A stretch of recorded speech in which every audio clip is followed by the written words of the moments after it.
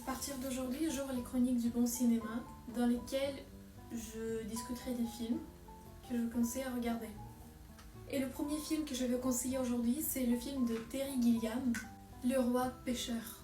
Terry Gilliam est un réalisateur qui peut montrer la folie d'une manière très attrayante. Sachant que c'est très compliqué puisqu'on peut la montrer comme quelque chose de très désagréable ou bien quelque chose de très joli, très dramatique. Son film Le Roi Pêcheur, dans lequel la folie est montrée d'une manière incroyablement poétique. C'est bien sûr aussi l'acteur Robin Williams. Lorsqu'on le voit, on comprend vraiment que c'est un très grand acteur qui est devant nous, parce qu'il vit toutes ces transformations et on le voit très bien dans le cadre, comment il devient presque un philosophe d'un fou en fait.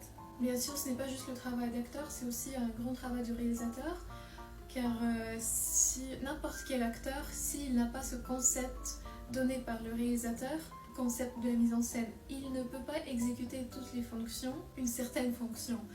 Et il commence à copier des masques, etc.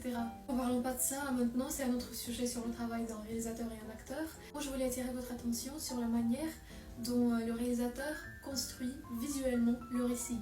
En fait, la réalité elle est toujours montrée différemment. Il n'y a pas un plan qui est statique. Par contre, au début, lorsqu'on nous montre la vie de l'acteur principal, Jeff Bridges, de son personnage, on nous montre sa vie heureuse et là, la caméra elle est toujours statique. Et après, lorsque les problèmes, le drama arrivent dans la vie du personnage, le récit visuel change. C'est un très bon travail d'un réalisateur.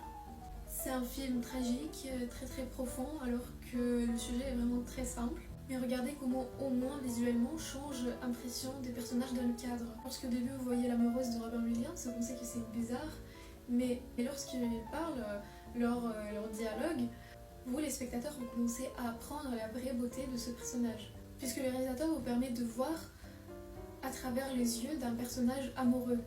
Ce sont des éléments qui nous montrent comment le cinéma peut communiquer et parler avec nous.